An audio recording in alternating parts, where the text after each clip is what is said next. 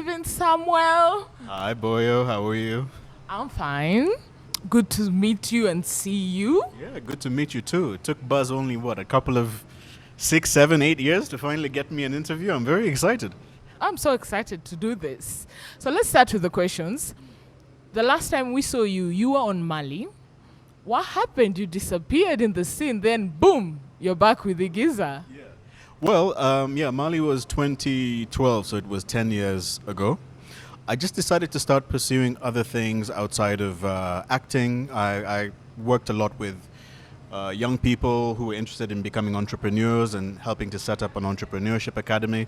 So I got really into that line of work, and over the past 3 years, I've gotten very interested in the field of health and psychology. So I'm working within that. To be honest, Igiza is not really my return to the scene. It was just I've decided that I'm going to do one more series, and before I can finally bow and sort of move on from the industry, because I felt like with Mali, I didn't really get a chance to do that. It was very intense. It ended quite abruptly. So this is a way to kind of wrap up everything I've done in the field and just say goodbye to the scene. Yeah. So why the early retirement? Because I think you can still do like 2 or 3 more series.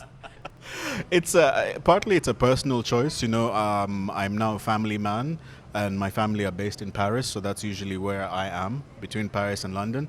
And I've decided to pursue studies in public health. So I've been admitted into a program in Paris, and I'll be spending the next few years studying with some really smart people around the world, trying to solve some of the world's most critical health issues. So for me, it's a personal choice, just in terms of how I want my life to evolve. And I just felt like this was the right story to tell as that final chapter for me. Yeah. As you've said earlier, you're studying public health. What attracted you to that particular course? I feel like there was a direct impact in my own life. I decided to get clean and sober 3 years ago and start going to rehab and just sort of dealing with some of my own personal issues.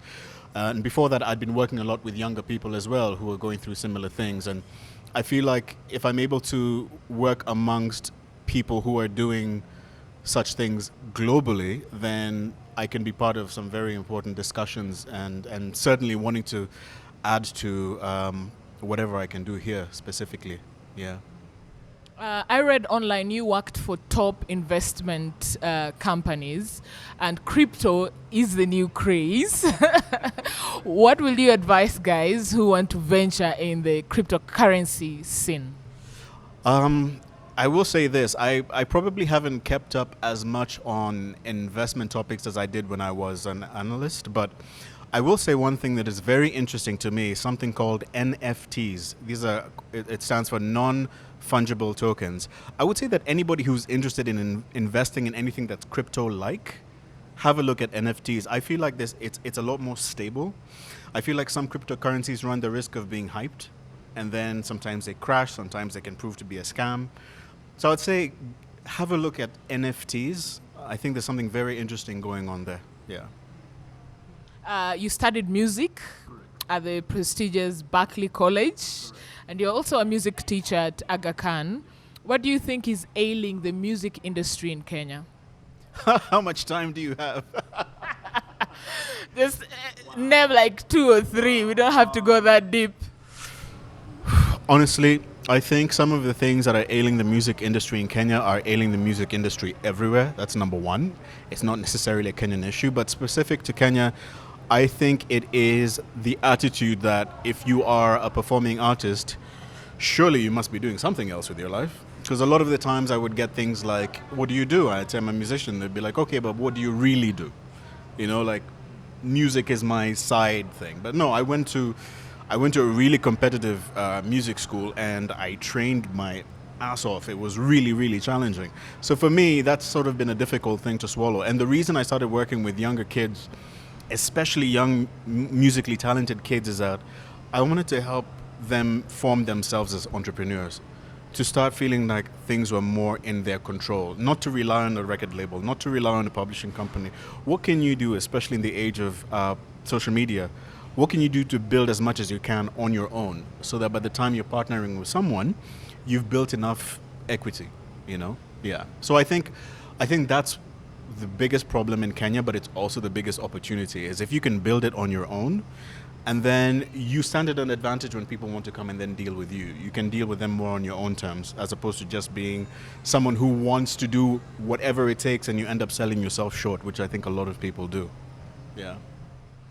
You have composed and sang for two presidents. This is the late Daniel Arap Mwai and the late Mwai Kibaki, and also His Highness Aga Khan.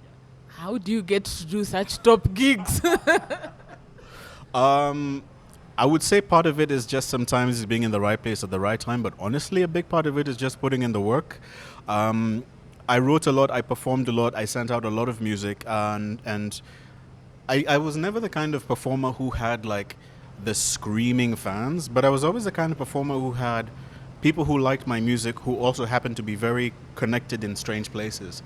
Like the person who got me the gig for the Aga Khan was just someone who I had known for a long time, and she really loved my music, and she wasn't like a crazy fan, but she just happened to be like 2 phone calls away, you know? So I found that that's also another thing that people need to think about. Sometimes you don't necessarily have to be the musician who has all the fans and the screaming fans and like the million followers on Insta. Sometimes you've got to think that your musical career can take a different shape. You know, just be open to it. Otherwise, I don't think if I had been chasing the fans, I don't think I'd ever have performed for, like you said, Mwai, Kibaki, or the Aga Khan. Yeah. You also sang for Alicia Keys when she visited Kenya. Tell us more about that. This is true. That was a highlight. That was a real highlight. So what happened was the same person who got me the gig again for the Aga Khan got me this gig, and she was in Mombasa with a foundation called Keep a Child Alive, and there was a clinic in Bomu, and they were basically launching the platform. So I came and I performed, and then I started leaving, and I remember this big burly bodyguard came and said, "Miss Keys would like to see you." And so I go into a room and she's there and we start talking, and it was very interesting. I think back to that time, and there are a few things that come to mind. One was, and I was young at the time, right? It was 2006, but it's almost like she could both see how passionate I was, but also how confused I was and how unfocused I was. Because she kept saying, in her conversation, she kept dropping it. She's like, "You've got to learn how to focus." Like, she didn't know me. But it's interesting how intuitively she just picked up like this is something that he needs to work on. And it took me years to figure out. But yes, Alicia, you were right. Focus was really, really very difficult for me, especially someone who has attentional issues. But it was a great gig, not just because I got to meet this Grammy-winning gorgeous superstar, but the fact that she gave me advice that was not just pertinent to music, but my life in general. Yeah, so I'm really grateful to her, actually. Yeah. Igiza, what should fans expect about the series? Oh my God. I really sound like I'm fanboying, but let me tell you. There was an episode where I was filming. It was in episode 3, and we filmed a sequence that I never in my life would have thought was being done in a Kenyan series. Even now when I think about it, I can't believe that I was actually part of that. The thing about Igiza is that it's a thriller, right? So there's part of the storyline is that you've got to be prepared sometimes for your favorite characters to not make it to the end. I'm just saying, this is why there's an element of real torment as a viewer, because you get so invested into these characters. But the world in which the story is built is a really dangerous world, because Reggie, the character I play, he's a self-made man, but because of his need to always want more, he's gotten himself into the situation where he's laundering money for a gangster. And when I say a gangster. So, everybody's life is at stake. You do one thing wrong, before you know it, you've lost an arm.